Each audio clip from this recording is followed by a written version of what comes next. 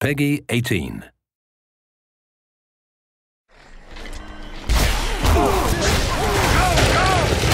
I enjoy making the sounds for these things. Maybe it's a bit of a macabre career choice, but there's always a new way to make somebody die. That sounds horrible, but it's true.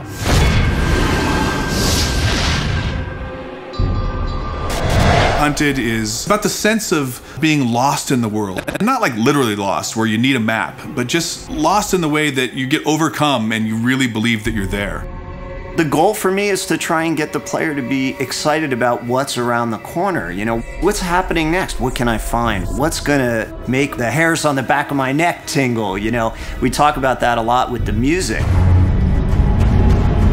The vibe of the score is powerful. I mean, if you look at the main characters of the game, even the female, she's pretty, you know, with it, pretty brutish looking, very strong, powerful. So I wanted to convey that in the music. So there's a lot of choir, a lot of brass, and a lot of percussion. And as far as modern elements go, I've created a decent amount of sounds for the score to help convey an uneasiness in the world and in the levels that they traverse through in the game. I'm never gonna say no to that. I mean, there's a lot of weaponry, a lot of spell casting, and a lot of hyper crazy kind of sound, but in general, the overall approach is very ambient and kind of creepy, maybe a little bit horror in places.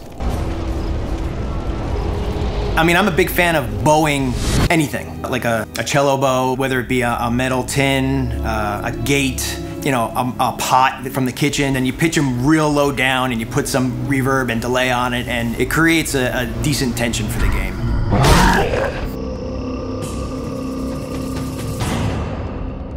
Every sound in the game is designed. There's nothing like a stock library sound in this game. So every single sound, even like the small impacts of the wood breaking as a body falls into it, it's, you know, a multi-layered sound of like crunchy stuff up top and then this stuff up here. These things make really great whooshes for like the arrows, you know, as they pass by your head. That's how you make them. Cutting it close there. Ooh, a good death rattle. Take chocolate syrup and tomato paste and corn syrup and I'll mix it all together and just like stick a mic in there and just, you know, make some really cool beefy sounds. And then when that stuff like splatters and you hear it after you kill, it's really satisfying. You want to imagine the blood splattering on the ground. If you're into that sort of thing. I don't think about that. I never think about that.